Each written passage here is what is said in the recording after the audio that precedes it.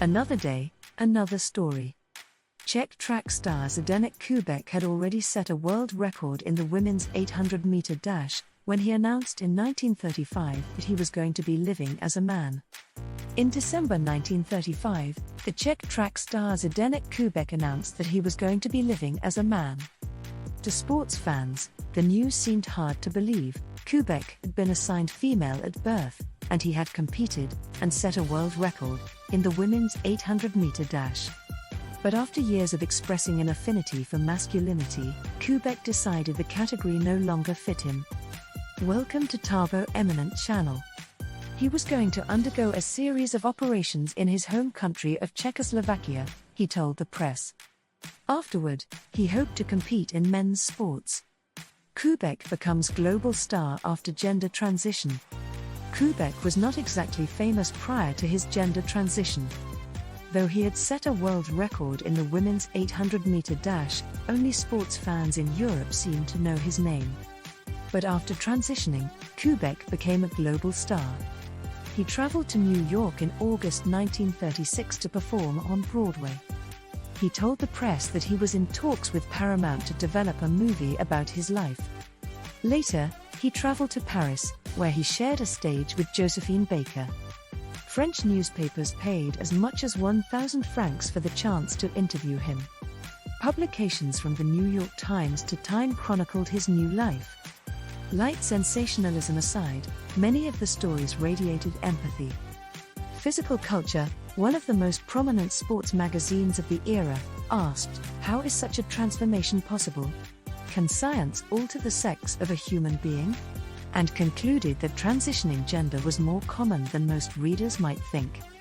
Meanwhile, Time wrote that, while such cases of sex change fascinate not only tabloid editors, but to sober medical men, it does not seem strange that nature sometimes blurs sexual development in men and women. In the annals of sports history, Koubek was largely forgotten. But, according to the historian Lindsay Parks-Pieper, Koubek's story showcased the new technologies that rendered sex reassignment surgery a possibility. By deciding to live as a man, as he'd wanted to all his life, Koubek opened up a much bigger conversation about the permeability of categories of male and female. His notable achievements include winning the gold medal in the 800 meters at the Women's World Games in London in 1934. A belated interest in sports. Koubek was born in 1913 in the village of Paskov, in what would soon become Czechoslovakia. His family was working class. Koubek's father worked as a coach driver, and Koubek himself got a job in a men's clothing store when he was 14. Growing up, Koubek had little desire to play sports. He just didn't get the appeal. Watching athletes shake their legs and bounce up and down during pre-race warm-ups was bizarre. Who, he wrote in an essay published years later in the magazine The Prague Illustrated Reporter, would waste their time training for something so silly. But when Koubek and his co-worker at the clothing store received an invite to a local track meet, Koubek grudgingly decided to go. Watching the meet set something off in him. The athletes moved with such mesmerizing grace, and he wanted to try it for himself. He began collecting sports magazines and cutting out photos of his favorite athletes. Astonishingly quick time at 1934 Women's World Games. Because Koubek had been assigned female at birth, he enrolled in women's track. At the time, few women's sports were available at the Olympics, and so the highest level of competition for most track athletes was the Women's World Games, an upstart rival to the Olympics that took place every 4 years. After rising through the ranks of a track club in Brno, Koubek moved to Prague. There, he set his sights on the 1934 Women's World Games, which were hosted in London. That August, at the Games, Koubek lined up for his signature event, the women's 800-meter dash. It was almost a disaster. Koubek was slow to start, and was trailing in third on his first lap around the track. Seeing his window close, Koubek pushed himself faster, until he was in a full-body sprint. Koubek sensed the audience around him going quiet, waiting to see how long he could keep up this speed. In astonishingly quick time, the papers reported later, Koubek edged out his competitors and barreled across the tape in first place. In the process, he had set a new world record. Gender transition largely embraced by public. After his victory at the Women's World Games, Koubek decided to focus on himself. He couldn't escape his own nagging discomfort with the gender he'd been assigned. His soul was always more for being a man, he told the press later. The following fall, he began seeing a doctor, who agreed to perform a series of operations and to certify Koubek as a man. Though Koubek felt at times like a guinea pig in the doctor's office, that was the price of getting healthcare in 1935. When Koubek went public with his decision to live as a man, the public largely embraced him. At that point, Koubek had retired from women's sports, and he expressed his desire to instead compete against men. Even the head of the Women's World Games, Alice Milliat, rejected a reporter's question about whether to revoke Koubek's gold medal.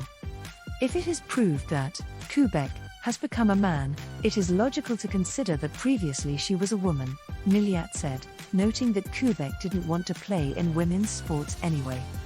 1936 Olympics establishes new policy on gender.